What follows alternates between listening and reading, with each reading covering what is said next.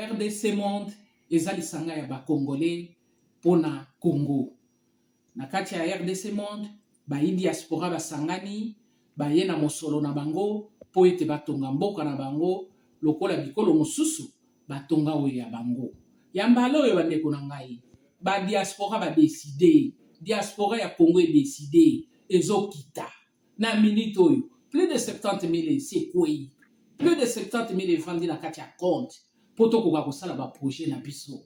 Boya ebele na ba contribution na bino bandeko na biso poto sala elongo, to sala makasi poto tonga mboka na biso. Nga na famille na nga to stop on RDC Monde. Pona RDC Monde, transparence ezali, bolingo ezali, sérieux ezali. RDC Monde toza ko percer. Na kati ya kana biso tozokota. Tozokota kaka boyi na kati ya kana. Tozo ya bandeko na ngai. Nzambe na nga batela bino, apambola bino. Et rendons-nous à Lomami, où le vice-gouverneur de la dite province a visité le chantier sur le site Fille de Marie, la lutte anti-érosif dans la ville de Cabinda, où des travaux sont aux arrêts, faute de moyens, et avec plusieurs pluies, la joie qu'avait la population s'est transformée en pleurs. C'est sur la progression du ravin et la dégradation des travaux déjà exécutés. Regardez. Qui se sont abattus dernièrement sur la ville, plusieurs dégâts ont été constatés. C'est le cas de délabrement très avancé de plusieurs avenues de la ville. Un constat amer a été fait ce jour par le vice-gouverneur et gouverneur ad intérim Jean-Claude Lubamba Mutombo sur les chantiers du site Fille de Marie exécuté par l'OVD, dont les travaux qui ont été financés à 25% au mois de mars sont aux arrêts depuis plus de 7 mois, faute de moyens. Ce site devient un cauchemar aujourd'hui pour la population de ces quartiers, vu sa dégradation et la progression des ravins. Vous savez, d'abord, je dois vous dire que c'est beaucoup gênant pour qu'à tout moment, quand il pleut, que nous descendions sur le terrain pour constater les dégâts. Ici, quand vous regardez, la situation n'est pas très bonne, mais pour moi, nous devons beaucoup plus nous focaliser sur la cause que ce que nous vivons ici. L'OVD travaille, il y a un ouvrage qui a été fait, mais par faute de financement, l'OVD n'a eu que le 1/3 de ce qu'il devait avoir par rapport au financement des FONER. Donc, la situation n'est pas bonne. C'est ici où la population de la ville de Cabinda en général et celle de la commune de Kabondo en particulier lance un SOS au gouvernement central afin que ce dernier, à travers les FONER, puisse financer le reste de 75% du devis estimatif pour permettre à l'OVD de finir une fois pour toutes avec ces dangers permanents. Christophe Mbosso Kodiampwanga, président de l'Assemblée nationale, séjourne à Kenge où il a sensibilisé la population dans la province du Kwango à l'enrôlement massif. Pour lui, rien ne peut à ce stade compromettre le bon déroulement des élections prévues cette année. On fait le point avec Sylvie Mwembo. Kenge et Christophe Mbosso Kodiampwanga, une histoire d'amour liée aux nombreuses réalisations que le fils du terroir a toujours posées en faveur de sa population. Une identité d'un peuple décide à accompagner le speaker de la Chambre basse du Parlement et par ricochet le président de la République, Félix-Antoine Tshisekedi Tshilombo. Samedi 31 décembre restera en cette fin d'année 2022 historique car à son arrivée, la population qui l'attendait depuis plusieurs heures lui a réservé un accueil de grand jour qui fera date et marquerait les esprits car aucun acteur politique de ce coin n'a fait comme lui avant. S'ensuit une véritable procession tout au long du parcours jusqu'au stade où une marée humaine l'attendait. Le processus électoral, le début des opérations d'enrôlement et d'identification débuté depuis le 24 décembre pour les élections de 2023. Les sujets qui caressent le vœu de Christophe Mbosso Kodiampwanga sont abordés avec la population de Kingi. Le premier mot sont des messages de vœux et de soutien au chef de l'État, Félix-Antoine Tshisekedi Tshilombo, engagé totalement au retour de la paix. Dans son verbe oratoire, le leader incontestable du Grand Bandoudou exhorte la foule surexcitée à l'unité aujourd'hui et à l'amour du prochain. Nous développerons notre province en mettant en avant ses valeurs cardinal, un discours ponctué des acclamations frénétiques. Congolais, citoyen, il faut ça l'enrôlement. Pour voter les députés, vote ils ont pouvoir monnaie. Durant son séjour, le speaker de la Chambre basse du Parlement a saisi l'occasion pour une sensibilisation de la population à l'éveil patriotique et à l'amour de la patrie. Et parlons de la clôture solennelle de la session de septembre à l'Assemblée provinciale de l'Équateur. Occasion pour sa présidente, Marie-Josée Molebo, de remercier le chef de l'État, Félix-Antoine Tshisekedi, pour la tenue des travaux de la 9e session de la conférence des gouverneurs de province tenue tout récemment à Mbandaka. On fait le point avec Nicole Seseploka. La cérémonie de clôture de la session de septembre à l'Assemblée provinciale de l'Équateur a connu la présence de tous les corps constitués de la province avec en tête le gouverneur Bobo Boloko. L'autorité provinciale s'est fait entourer des membres de son gouvernement. La présidente de l'organe délibérant, Marie-Josée Molebo, a circonscrit son discours sur 3 points essentiels, notamment la tenue de la 9e session de la conférence des gouverneurs de province à l'Équateur, l'appel à l'enrôlement et la réintégration des anciens députés provinciaux tels que décidés par les instances judiciaires. Je profite de la présente occasion pour demander à tous les collègues honorables députés de s'approprier du processus électoral en emboîtant les pas du président de la République par une forte sensibilisation auprès de notre population pour s'enrôler massivement afin de maximiser la chance de pouvoir augmenter le nombre de sièges dans nos circonscriptions électorales. Je me fais l'obligation de fixer l'opinion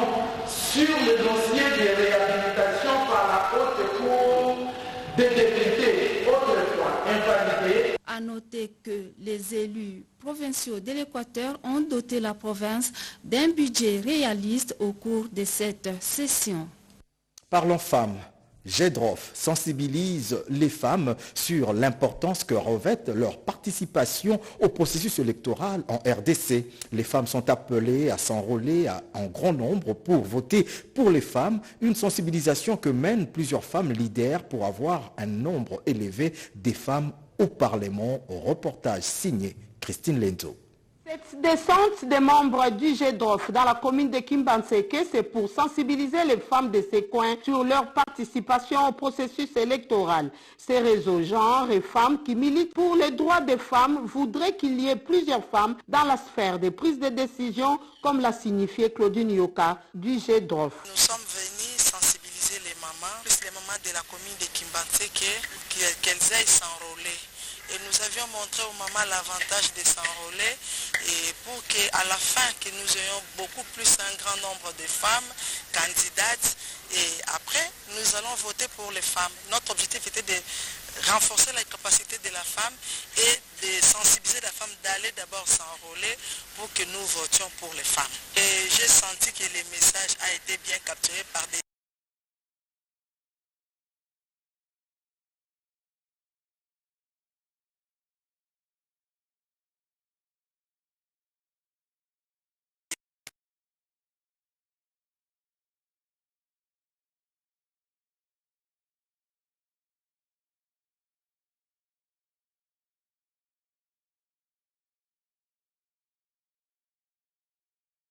de la loi électorale. Organisé avec l'appui de l'ONG Trocker, les GEDROF qui s'occupent de la branche électorale. Elles les ont conscientisées sur le processus électoral et sur les cadres de concertation de la société civile, genre et de la CENI. Cette structure compte relayer dans les jours à venir les mêmes messages auprès des membres du mouvement Rien sans les femmes qui, à leur tour, poursuivront la même sensibilisation auprès des candidates et électrices pour faire élire beaucoup de femmes en 2023. D'une sensibilisation à une autre, Atumatubwana sensibilise la population de Mbanzangungu, en particulier celle du Congo central en général, à s'enrôler massivement. Il s'est lui-même enrôlé à l'école primaire Kinzondi. Nous sommes là en Mbanzangungu. Regardez. On voulait marquer notre présence pour donner du courage, pour dire à toute la population du territoire de Mbanzangungu que nous avons ce devoir de nous faire enrôler.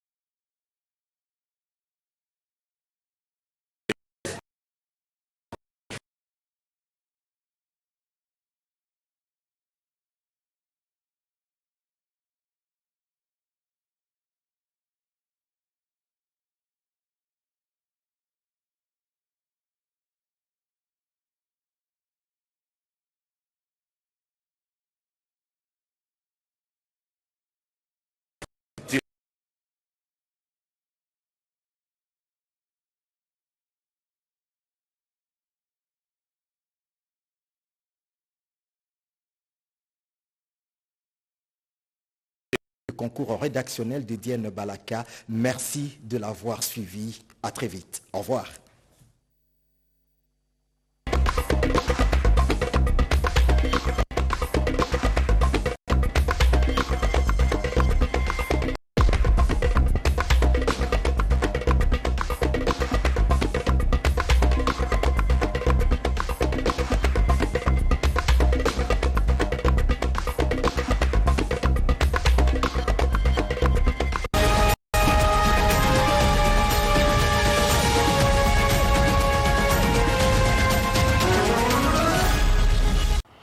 Mes chers compatriotes, la section des forums des intellectuels congolais de l'étranger, section suisse, par ma personne, Dr Richard Mukunji, saisit cette occasion de présentation de vœux de nouvel an pour se joindre au Office international sous la conduite du professeur Dr Joël Ngoy afin de présenter nos vœux de nouvel an aux Congolais tant de la diaspora que c'est de l'ensemble des républiques démocratiques du Congo, de l'Est, du Sud, du Centre et de l'Ouest du territoire national. À cet effet, nous renouvelons la confiance à la diaspora congolaise comme acteur de développement et de lutte contre la pauvreté en République démocratique du Congo, pour contribuer de manière engagée et répondre à l'appel du président de la République lancé au premier forum de la diaspora congolaise organisé à Kinshasa en novembre 2021. Cet engagement répondra sans nul doute aux défis de mobilisation, de canalisation et de capitalisation des ressources financières et expertise de la diaspora. Nos vœux s'adressent de prime abord au président de la République, Félix Antoine Tshisekedi Tshilombo, aux forces armées de la République démocratique du Congo, au gouvernement national, pour la continuation dans la durée de la capitalisation du succès diplomatique appuyé par une excellente expertise obtenue dans la patience et l'abnégation. Chers compatriotes, vaillants et résilients peuple congolais, que 2023 soit une année de vigilance, de veille patriotique et de participation citoyenne aux échéances électorales à tous les niveaux pour le renouvellement des animateurs politiques, gage de la stabilité et de la prospérité nationale. En ce début d'année, nous présentons également nos vœux aux personnes privées de leur liberté sur l'ensemble du territoire national. Aussi que les élèves, les étudiants ainsi que les enseignants formateurs soient réconfortés, reconnus et soutenus pour éclairer la vision patriotique et consciente de chacun pour le relèvement de notre pays. Aux personnes âgées, aux retraités, que nous puissions prendre l'engagement de tenir les flambeaux de la relève pour la renaissance de la nation RD congolaise. Au peuple des pays voisins, nous adressons nos vœux pour une paix durable et harmonieuse, gage d'une cohabitation pacifique pour que nous puissions concrétiser nos efforts au développement de nos pays respectifs.